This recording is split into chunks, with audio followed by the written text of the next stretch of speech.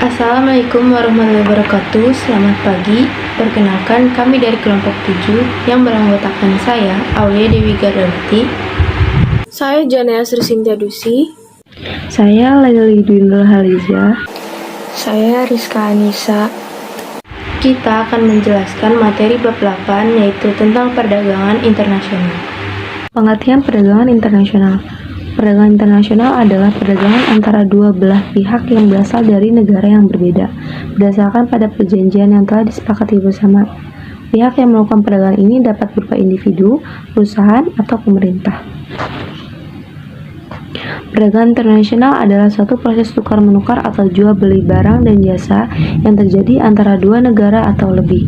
Dalam perdagangan internasional ada istilah ekspor dan impor. Manfaat perdagangan internasional. 1. Memperoleh barang yang tidak dapat diproduksi di negara sendiri. Contohnya, masyarakat negara Indonesia dapat mengkonsumsi kurma walaupun tidak dapat tumbuh di Indonesia. Yang kedua, memperluas pasar sehingga meningkatkan efisiensi produksi. Yang ketiga, memperoleh keuntungan dari spesialisasi. Walaupun negara dapat memproduksi barang X yang juga diproduksi di negara B, negara A dapat melakukan spesialisasi pada barang lain yang lebih efisien diproduksi dan mengimpor barang X dari negara B. Yang keempat, sebagai sumber devisa negara. Yang kelima, mendorong alih teknologi. Adapun faktor pendorong dan penghambat perdagangan internasional. Faktor pendorong perdagangan internasionalnya yaitu perbedaan sumber daya alam, selera, penghemat biaya produksi atau efisiensi, perbedaan teknologi. Faktor penghambat perdagangan internasionalnya yaitu tidak amannya suatu negara, kebijakan ekonomi internasional oleh pemerintah, tidak stabilnya kurs mata uang asing. Yang D. Teori perdagangan internasional. Teori yang pertama ada teori keunggulan mutlak atau absolute advantage theory dari Adam Smith. Kondisi di mana suatu negara dapat memproduksi barang atau jasa lebih banyak dibandingkan dengan para pesaing dengan mengeluarkan biaya yang lebih rendah sehingga mendapatkan keuntungan yang lebih besar. Contohnya, 5 jaket di negara A sama dengan 2 jaket di negara B. 1 sepatu di negara A sama dengan 7 sepatu di negara B. Yang kedua ada teori keunggulan komparatif atau comparative advantage theory dari David Ricardo. Kemampuan negara untuk memproduksi barang atau jasa dengan biaya produksi yang lebih rendah dibandingkan pesaingnya agar harga jual menjadi lebih rendah dan keuntungan menjadi lebih tinggi. Contohnya, 1 sepatu di negara A sama dengan 2 sepatu di negara B, sedangkan 1 sepatu di negara B sama dengan 1 jaket di negara B. Maka dari itu, negara A dan negara B bisa mengerjakan atau melakukan kegiatan berupa perdagangan dengan negara A memproduksi atau membuat jaket dan negara B membuat sepatu. Yang E, ada kebijakan perdagangan internasional. Kebijakan perdagangan internasional adalah rangkaian tindakan yang akan diambil untuk mengatasi kesulitan atau masalah hubungan perdagangan internasional guna melindungi kepentingan nasional. Jenis-jenis kebijakan dapat diberlakukan untuk kegiatan impor dan ekspor. Yang pertama ada kebijakan perdagangan internasional di bidang impor yaitu kuota, penetapan tarif atau bea masuk, subsidi, dan larangan ekspor atau impor. Yang kedua, ada kebijakan perdagangan internasional di bidang ekspor. Ada diskriminasi harga, premi, politik dumping. Dumping adalah suatu kebijakan diskriminasi harga secara internasional atau international price discrimination yang dilakukan dengan menjual suatu komoditi di luar negeri dengan harga yang lebih murah dibandingkan yang dibayar konsumen di dalam negeri.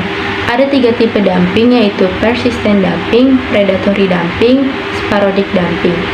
Selanjutnya ada politik dagang bebas atau free trade dan larangan ekspor atau impor. Yang F, tujuan kebijakan perdagangan internasional. Banyak macam atau ragam kebijakan yang bisa diambil oleh pemerintah dalam bidang perdagangan internasional.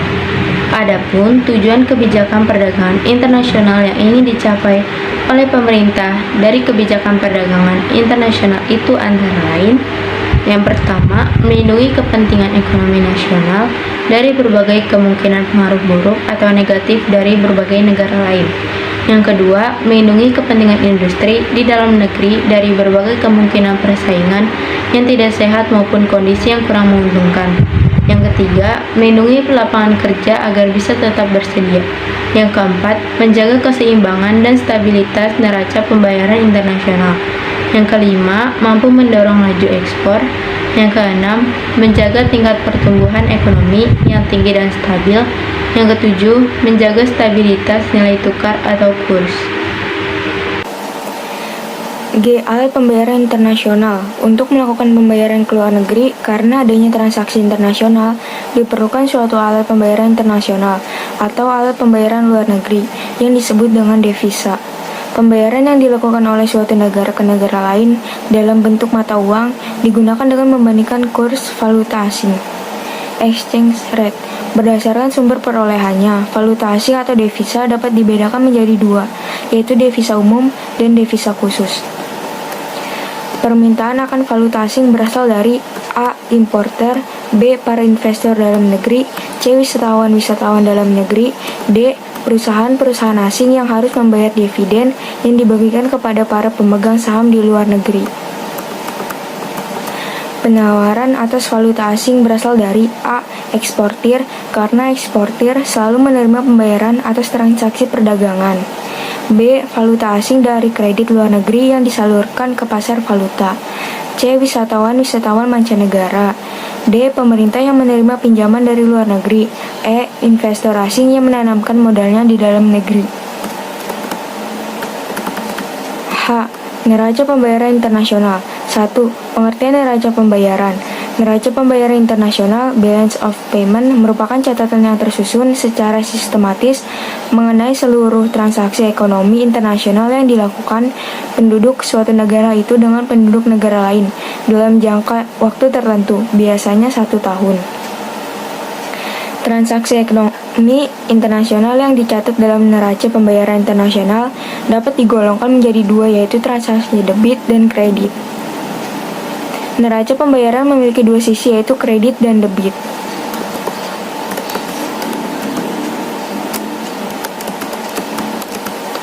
Dua. Komponen neraca pembayaran. A. Transaksi berjalan. Mencatat transaksi, ekspor dan impor barang, ekspor dan impor barang jasa, misalnya transaksi dalam kegiatan pengangkutan, kegiatan perjalanan luar negeri, dan pendapatan dari investasi modal.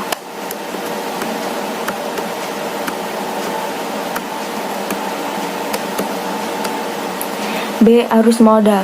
Transaksi modal menggambarkan aliran keluar masuk modal di antara Indonesia dengan negara-negara lain. Dalam arus modal dicatat dua golongan transaksi, yaitu aliran modal pemerintah, aliran modal swasta. Fungsi neraca pembayaran.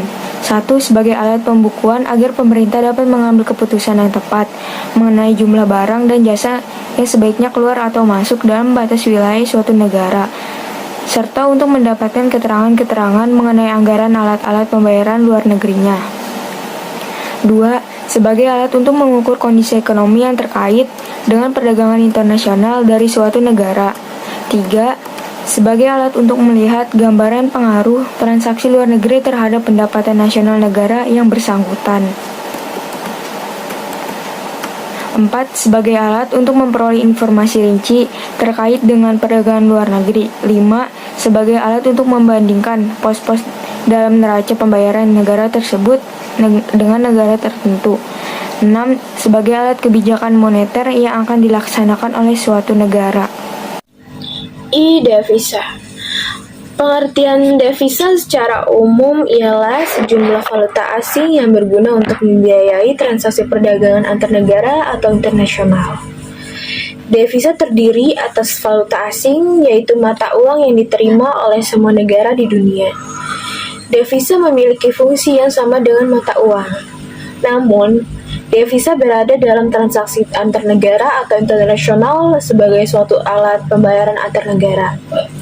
Cadangan moneter, pertukaran barang dan jasa, menimbun kekayaan dan mengukur kekayaan.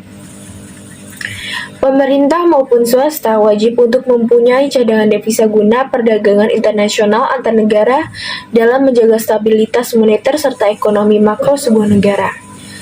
Cadangan devisa adalah salah satu indikator moneter kuat atau lemahnya ekonomi negara tersebut.